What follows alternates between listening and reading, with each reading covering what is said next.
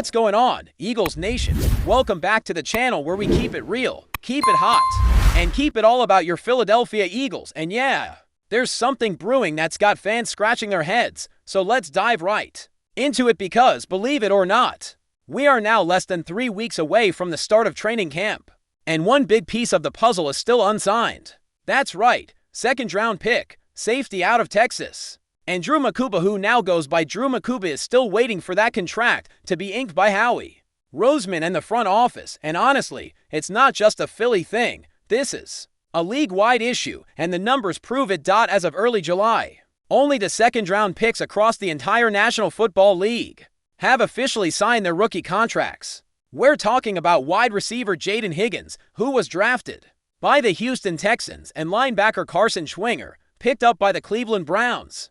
And here's what both of those deals have in common. They were handed out early in the second round and came with full guarantees. That's the big debate right now. Teams and agents are in a standoff over one thing: guaranteed money. Now, for those wondering, why does this even matter? Let me break it down.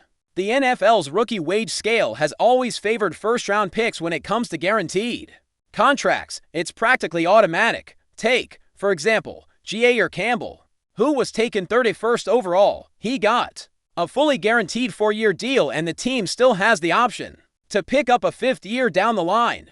That's the kind of security you want when entering the league. But when it comes to second-rounders, things get tricky. The guaranteed money is where negotiations tend to stall. These rookies want their contracts locked in.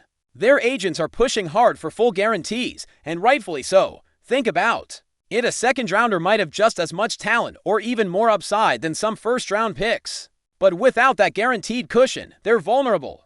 If a player gets injured or is cut late in their rookie deal, the team can bail without paying a dime. No protection, no security. That's the crux of this whole standoff. It's not just about the money, it's about long-term stability in a brutal, unforgiving league. Now, before we go sounding the alarm in Philly, let's calm the waters a bit. As of now, Makuba has not been a holdout. He's shown up. He's done the work. He's participated in rookie minicamp, organized team activities, and mandatory minicamp. He's even taken snaps with the first and second team defenses. So he's present, engaged, and showing Vic Fangio what he's got. That's a good sign. We're not dealing with a hostile situation here. Not even close to what's going down in Cincinnati with Shamar Stewart. That one's gotten ugly. If you haven't heard, Stewart, who was picked 17th overall by the Bengals, has taken a hard stance over some bizarre contract language.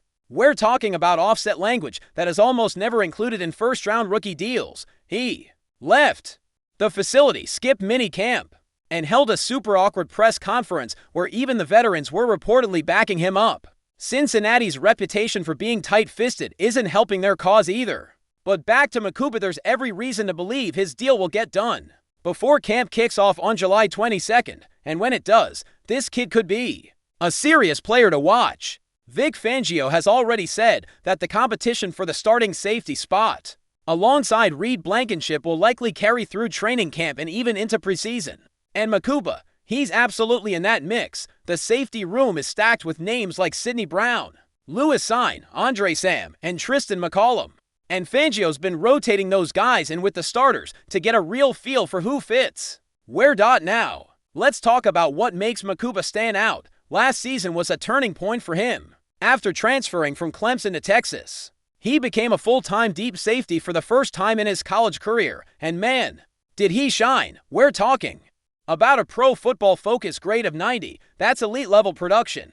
In 2024 alone, he racked up 11 pass breakups and 5 interceptions. His closing speed, his instincts, his ability to read the quarterback, it's all there. And he's got the wheels to back it up too, clocking a blazing 4-for-5 in the 40-yard dash at the NFL Combine. But here's the flip side: size. At 5 feet 11 inches and 186 pounds, he doesn't exactly have the prototypical build for an NFL safety. He's a bit on the smaller side, almost cornerback size, and that's where the durability questions come in. He's had a few injuries during his college career, and some scouts have raised concerns about whether his frame can hold up over a 17-game season. That said, at his pro day, he did weigh in a bit heavier, and that's not uncommon. A lot of players trim down for the combine to run faster, then bulk up again for pro day measurements. And let's be real, Sometimes those pro day numbers are a little, let's say, optimistic. College programs want to help their guys boost draft stock. It's part of the game, even with the size concerns. Makuba's style of play has drawn some big-time comparisons. A lot of folks see shades of C.J. Gardner-Johnson in the way he attacks the game. That same fearless energy, that same versatility, that same knack for being around the football. He plays with heart, with urgency, and with swagger, and what makes him even more intriguing is that he's not just a product of hype, he's got the resume to back it up.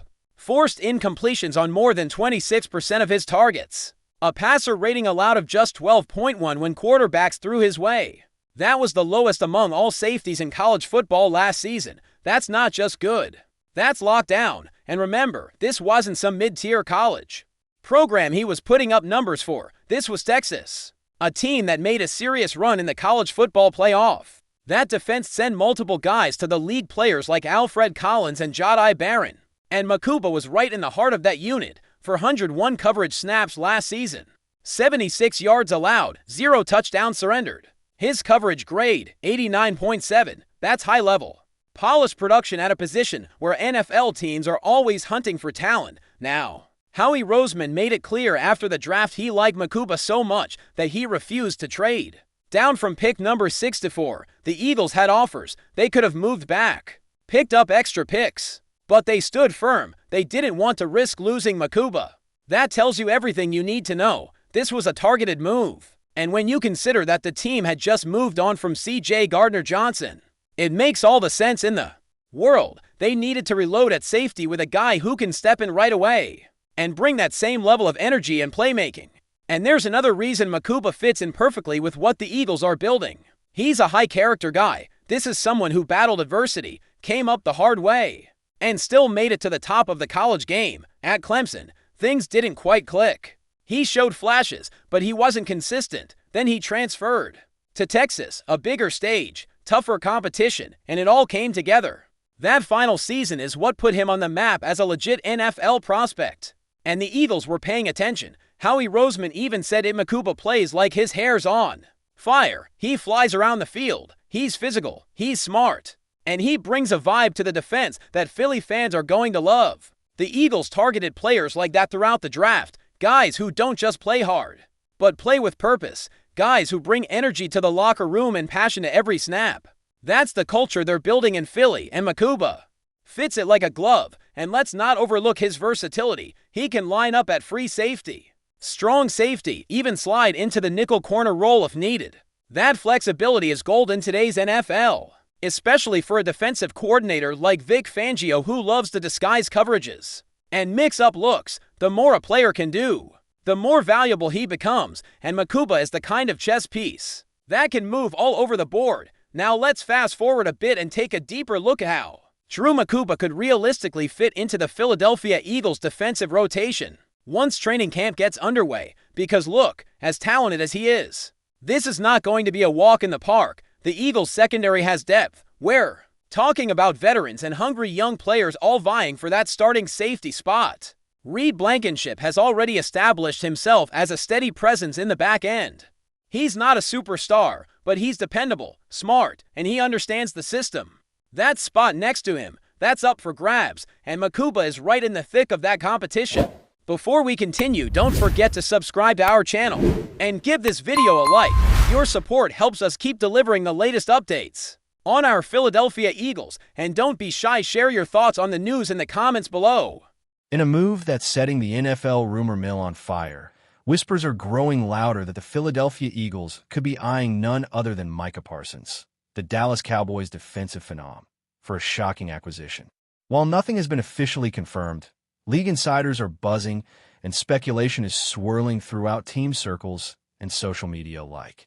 If true, such a deal would mark one of the most jaw-dropping transitions in recent memory, especially considering the fierce and historic rivalry between the Eagles and Cowboys. Parsons, a two-time All-Pro linebacker, has been the heartbeat of Dallas's defense since entering the league. His speed, ferocity, and playmaking ability have terrorized quarterbacks and elevated the Cowboys' defense to elite levels.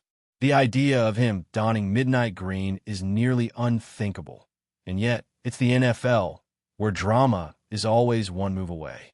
Sources close to the situation suggest that tensions may have been quietly brewing between Parsons and Cowboys management over contract dynamics and long-term vision. While both sides have downplayed any rift publicly, behind-the-scenes conversations may tell a different story. Enter the Eagles, a franchise known for bold, aggressive front office moves, who reportedly see a rare opportunity to weaken a division rival while strengthening their own championship-caliber defense. Philadelphia has the draft capital, cap flexibility, and ambition to make such a seismic shift happen. With a defense that thrives on pressure and chaos, adding a game-changer like Parsons could push them over the edge in their pursuit of another Super Bowl run. Of course, nothing is certain, and this could all remain just smoke with no fire.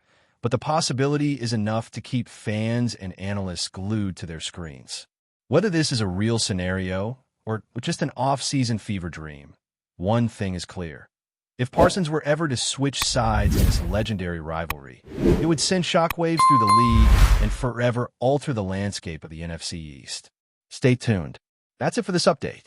If you enjoyed the video and want to stay updated with exclusive news about our Philadelphia Eagles, be sure to subscribe to our channel and hit that like button. We can't wait to hear your thoughts in the comments. See you in the next video.